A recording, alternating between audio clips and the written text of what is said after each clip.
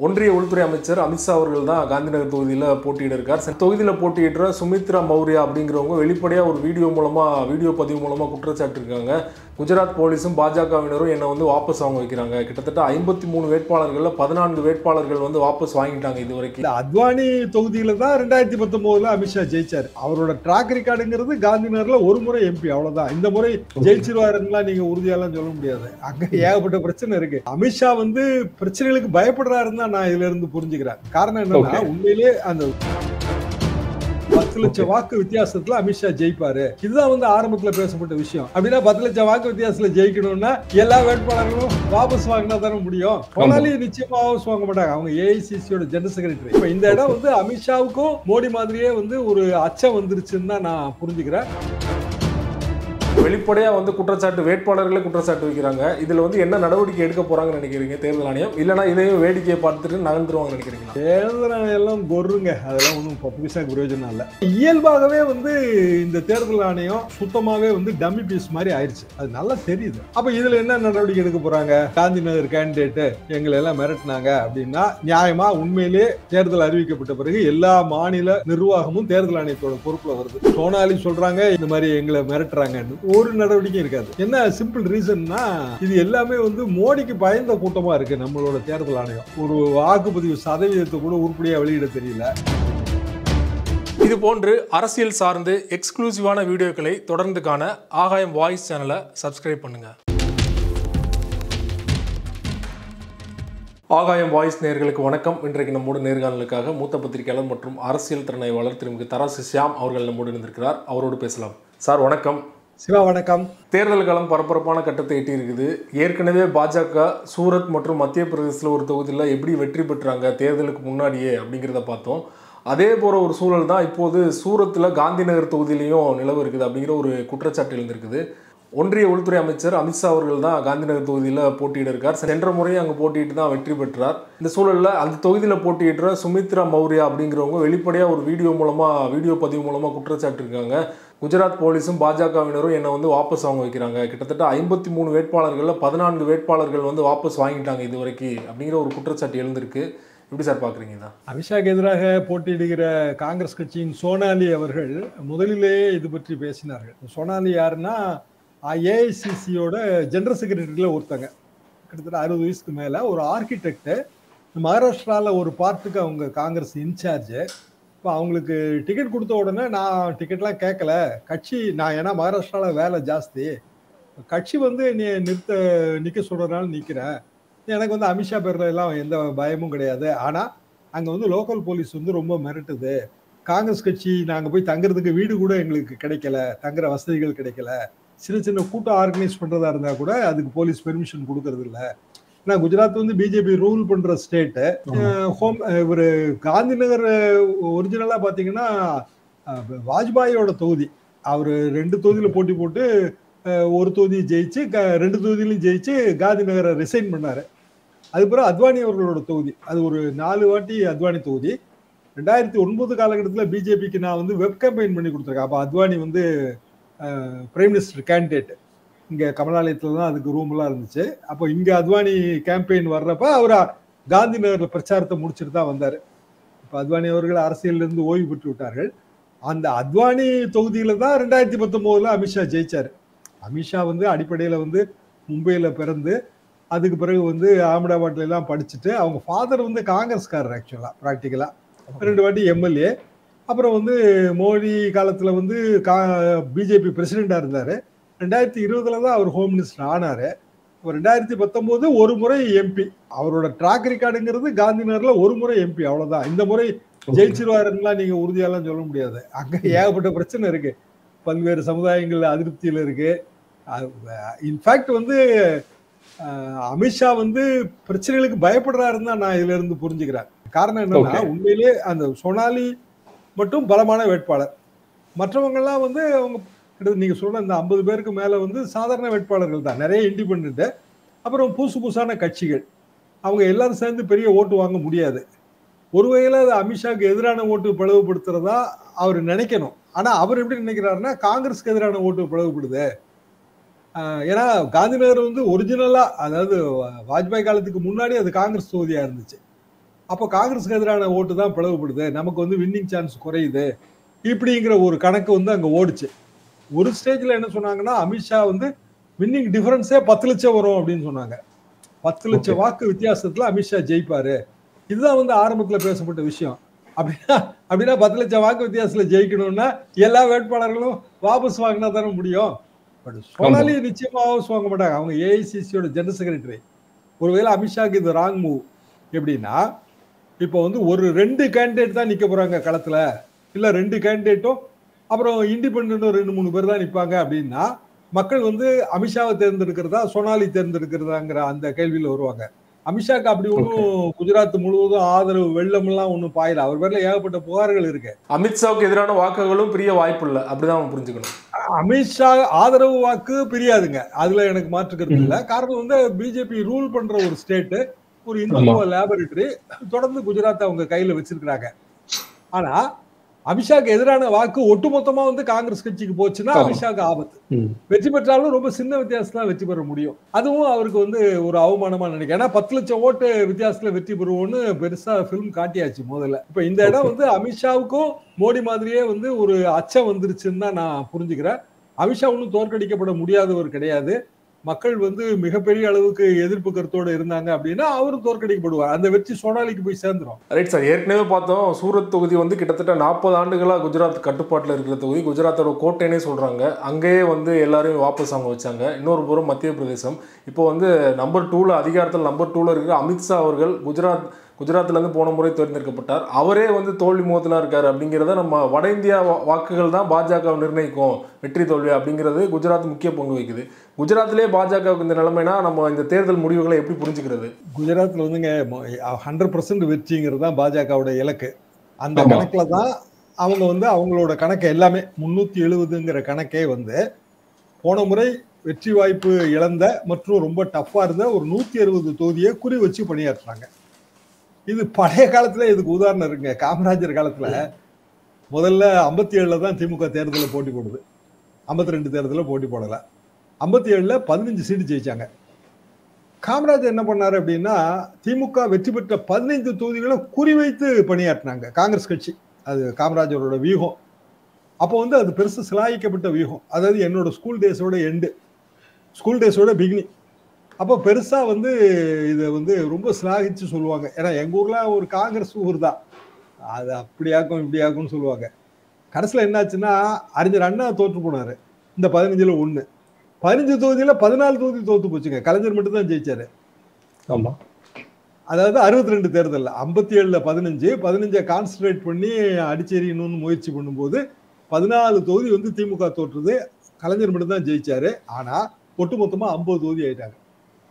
என்ன காரணம்னா, இதை கான்சன்ட்ரேட் பண்ணும்போது மற்ற தொகுதிகளில் கோட்டை விட்டுருவாங்க. இது வட்டம் நடக்கிறது தான். பொதுவாக இது நான் தேர்தல்களை தொடர்ந்து பார்க்குறேன்.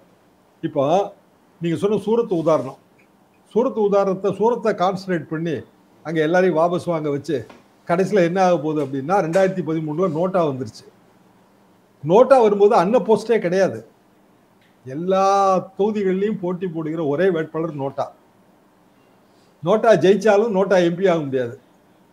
இப்படியான ஒரு விசித்திர சூழல்ல நம்மளோட ரெப்ரசன்டேட்டிவ் மக்கள் பிரதிநிதித்துவ சட்டம் இருக்கு. இதுக்கு இது வரைக்கும் விளக்கமே இல்லை. 2012 வரைக்கும் இது ஓகேங்க, அன்ன போஸ்ட்லாம் உண்டு. டிம்பிளே வந்து இதே மாதிரி ஒரு இது பண்ணித்தான், ஒரு குல்பால் பண்ணித்தான் வந்து அகிலேஷ் யாதவ் ஒய்ஃப் டிம்பிள் வந்து ஜெயிச்சாங்க 2012ல. பிஜேபி வேட்பாளர் வாபஸ் வாங்கினாரு. பெரிய பிரச்சனையா மாறிச்சு அது 2012ல. 2013 நோட்டா வந்துருச்சு. நோட்டா வந்த பிறகு கம்பல்சரியா நோட்டா பட்டன் இருக்கும். நீங்க வந்து ஒரு விக்கிபீடியா மாதிரியான ஒரு இதுல இந்த தேர்தல் ரிசல்ட் எல்லாம் டேபுலேட் பண்றதுக்கு நீங்க 2014 தேர்தல் அடிச்சீங்கன்னா ஒவ்வொரு தொகுதியிலையும் ஒரு கேண்டிடேட் பேரு, எதிர் கேண்டிடேட் பேரு, நோட்டா இது கண்டிப்பா போட்டிருப்பாங்க. என்ன காரணம்னா, நம்ம வந்து அதை கம்பல்சரியா மாத்திட்டோம். வாக்காளர்களுக்கான உரிமை அது. என் அதிருப்தியை நான் தெரிவிக்கணுங்க. எனக்கான உரிமை வந்து நோட்டா, அதை எடுக்கிறதுக்கான இது யாருக்கும் அந்த ரைட்ஸ் கிடையாது. ஏன்னா சுப்ரீம் கோர்ட் கொடுத்த உரிமை. அப்போ ஒரு ரிட்டர்னிங் ஆஃபீஸர், ஒரு தேர்தல் நடத்த அதிகாரி, ஒரு ஐஏஎஸ்ஸாக இருக்கலாம், இல்லைன்னா ஒரு ஐஏஎஸ் கேடரில் இருக்க ஆஃபீஸராக இருக்கலாம், அவருக்கு அதிகாரமே கிடையாது ஒருத்தர் வந்து அன்ன போஸ்ட்னு அறிவிக்கிறதுக்கு. அங்கே தான் நோட்டா இருக்க, நோட்டா கோட்டு போடுவோம்ல. அப்போ அது எப்படி அவர் அறிவிச்சாரு? இது இன்னும் அந்த பெரிய கேள்விக்குறி. சுப்ரீம் கோர்ட் நோட்டீஸ் அனுப்பியிருக்கேன். இப்போ எப்படி அரவிந்த் கெஜ்ரிவாலுக்கு இடைக்கால ஜாமீன் வழங்கினா அது வந்து டெல்லி, பஞ்சாப், ஹரியானா தேர்தலில் பிஜேபிக்கு ஒரு பெரிய பின்னடைவா மாறுமோ, அப்படி சூரத்தோட வின்னிங் சர்டிபிகேட்டை சுப்ரீம் கோர்ட் தலையிட்டு குவாஷ் பண்ணிச்சுன்னு வைங்க, அதாவது ரத்து பண்ணுச்சுன்னு வைங்க, அது 6ஆம் கட்ட தேர்தலில் 5ஆம் கட்ட தேர்தலில் பிஜேபிக்கு பின்னடைவா மாறும். ஏன்னா நோட்டா இருக்குங்கிற அந்த பாயிண்ட்டுக்குள்ள யாருமே போக மாட்டேன்றாங்க. ரிட்டர்னிங் ஆபீசர் தனக்கு அதிகாரம் இல்லாத ஒரு விஷயத்தை அவர் செய்ய முடியாது. சட்டப்படி வந்து ஒரு அதிகாரிக்கு ஒரு அதிகாரம் இருக்கும், அதை தாண்டி அவர் எப்படி செய்ய முடியும்? Right sir. இதில் வந்து தேர்தல் ஆணையத்தோட ரோல் தான் வந்து தொடர்ச்சியாக விமர்சனம் பண்ணப்பட்டு வருது. தெலுங்கானாவில் பரப்புரையின் போது சந்திரசேகர் ராவ் காங்கிரஸ் விமர்சனம் பண்ணதுக்காக வந்து அவருக்கு 2 நாட்கள் வந்து பிரச்சாரம் பண்ணவே தடை வச்சிட்டாங்க. அவ்வளோ கராராக இருந்தாங்க. ஆனால் மோடி அவர்களுக்கு நோட்டீஸ் அனுப்பாமல் நட்டாக்கு நோட்டீஸ் அனுப்புகிறாங்க. இப்போ வெளிப்படையாக வந்து குற்றச்சாட்டு, வேட்பாளர்களே குற்றச்சாட்டு வைக்கிறாங்க. இதில் வந்து என்ன நடவடிக்கை எடுக்க போகிறாங்கன்னு நினைக்கிறீங்க தேர்தல் ஆணையம்? இல்லைனா இதையும் வேடிக்கையை பார்த்துட்டு நகர்ந்துருவாங்கன்னு நினைக்கிறீங்களா? தேர்தல் ஆணையம் எல்லாம் கொர்ருங்க, அதெல்லாம் ஒன்றும் 10 பைசாக்கு பிரயோஜனம் இல்லை. சரி, ஒரே ஒரு தேர்தல் ஆணையர் தான் இருந்தாருங்க அப்போ ஒரு காலகட்டத்தில். 2000 நான் வந்து பத்திரிகையாளன் ஆன பிறகு 13 வருஷம் கழிச்சு 1993. 1993 தான் ஒரு மெம்பர் இருந்தா அவங்க வந்து அவங்கவுங்க இஷ்டத்துக்கு நடந்துருவாங்க, பயஸ் இருக்கு, பாரபட்சம் காட்டுறாங்க. அப்ப சேஷன் இருந்தாரு, அவர் வந்து பயங்கர ஸ்ட்ரிக்ட், சிம்ம சொப்பனம். அப்போ வந்து இந்த வாதம் கிளப்பப்பட்டது. அப்போ ஒரு கமிஷன், கோசாமி கமிஷனுங்க, அவங்க தான் வந்து 90களில் வந்து நீங்க மல்டி மெம்பர் பாடியை ஆக்கணும் அப்படிங்கிற ரெக்கமெண்டேஷன் வச்சாங்க. 80ல் பத்திரிக்கையாளர், 90ல் இதெல்லாம் பெரிய ஹாட் டாபிக்கா இருந்துச்சு. 91 இங்க ஜெயலலிதா ஆட்சி, 91ல் 93 2வது வருஷம் வந்து இந்த சேஷனுக்கும் ஜெயலலிதாவுக்கும் பெரிய சண்டையெல்லாம் நடந்துச்சு. தாஜ் ஹோட்டல்ல அடித்தடி இப்படியெல்லாம் ஆச்சு. அப்படியெல்லாம் இருக்கிற ஒரு நிலைமையில சேஷனையே தலைமை தேர்தல் கமிஷனராக போட்டு இன்னொரு 2 கமிஷனர் போட்டு மல்டி மெம்பர் பாடியா மாத்தினாங்க. மல்டி மெம்பர் பாடியா மாற்றும் போது ஒவ்வொருத்தரும் அவங்கவுங்க சுயமான ஒரு நாலேஜையும் உழைப்பையும் போடுவாங்க. தேர்தல் ஆணையம் பாரபட்சம் இல்லாமல் இருக்கும். ஒரு சர்ச்சைக்குரிய முடிவு அப்படின்னா 2 மெம்பர்கள் 3 மெம்பர்களும் வந்து கலந்து பேசி முடிவு எடுக்கணும். 2 மெம்பர் ஒரே சைட்ல இருந்தாங்கன்னா அதுதான் இறுதியானதெல்லாம் அதுக்கு விதி வச்சாங்க. எல்லாமே நாசக்கோட்டை ஆயிடுச்சு. இப்போ 3 மெம்பர் பாடி, ஆனா 2 மெம்பர் தேர்தல் அட்டவணை அறிக்கிறதோட தான் அவங்களுக்கு பதவியே கிடைச்சது. அவங்களுக்கு என்ன தெரியும் தேர்தல் ஆணையத்தை பத்தி, இல்ல தேர்தலை பத்தி எப்படி தெரியும்? சரி, அவங்க அதிகாரியா இருக்கலாம், உயர்ந்த அதிகாரியா இருக்கலாம், பெரிய பெரிய பொறுப்புகள் இருந்து வந்திருக்கலாம். ஆனா தேர்தல்ங்கிறது வேற இல்லையா? இந்த நாட்டோட மிக முக்கியமான ஒரு விஷயம். சுதந்திரமா நேர்மையா நடக்கணும். அப்போ நீங்க இன்னைக்கு வந்து ஒருத்தருக்கு அப்பாயின்மெண்ட் கொடுத்துட்டு நாளைக்கு தேர்தல் அட்டவணைன்னு சொன்னீங்கன்னா அவங்களுக்கு என்ன தெரியும்? அப்படிதானே ஆச்சு இந்த வாட்டி. அப்போ இயல்பாகவே வந்து இந்த தேர்தல் ஆணையம் சுத்தமாவே வந்து டம்மி பீஸ் மாதிரி ஆயிடுச்சு. அது நல்லா தெரியுது. அப்ப இதுல என்ன நடவடிக்கை எடுக்க போறாங்க? காந்தி நகர் கேண்டிடேட்டு எங்களை எல்லாம் மிரட்டினாங்க அப்படின்னா, நியாயமா உண்மையிலே தேர்தல் அறிவிக்கப்பட்ட பிறகு எல்லா மாநில நிர்வாகமும் தேர்தல் ஆணையத்தோட பொறுப்புல வருது. சோனாலி சொல்றாங்க, எங்களுக்கு மீட்டிங் போடுறதுக்கே வந்து 2 கூட இடம் கொடுக்க மாட்டேன்றாங்கன்னு சொல்றாங்க. அது ஒரு நடவடிக்கை இருக்கலாம், அவங்க சொல்லி 10 நாளுக்கு மேல இருக்கும். இப்போ இந்த கேண்டிடேட்டு இந்த மாதிரி எங்களை மிரட்டுறாங்கன்னு ஒரு நடவடிக்கை இருக்காது. என்ன சிம்பிள் ரீசன்னா, இது எல்லாமே வந்து மோடிக்கு பயந்த கூட்டமா இருக்கு நம்மளோட தேர்தல் ஆணையம். இங்க 1008 பிரச்சனை. ஒரு வாக்குப்பதிவு சதவீதத்தை கூட உருப்படியா வெளியிட தெரியல.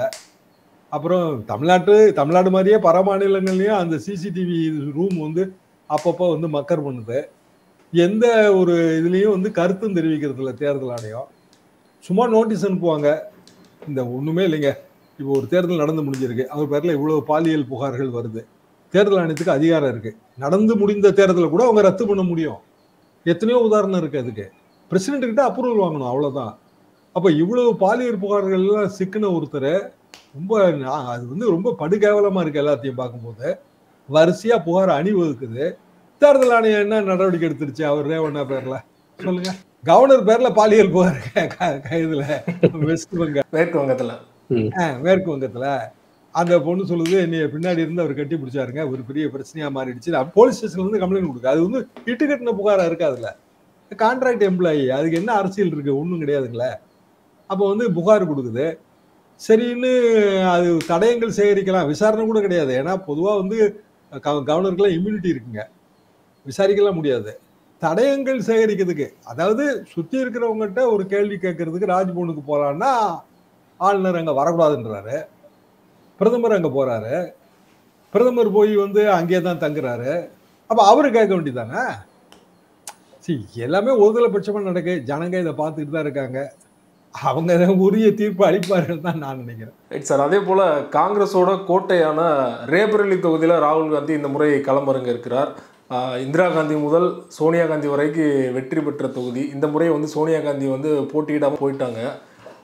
எதிர்க்கட்சிகள் பிரதமர் மோடி வந்து வெளிப்படையாக குற்றச்சாட்டு வைக்கிறார். தோல்வி பயத்தினால தான் அமைதியிலிருந்து அவர் ரேபரேலி போயிட்டாரு அப்படின்னு சொல்கிறார் இல்லையா? நீங்கள் எப்படி பார்க்குறீங்க? இல்லை, ரேபரேலி வந்துங்க, அது ஆக்சுவலாக இந்திரா காந்தியோட கணவரோட தொகுதி.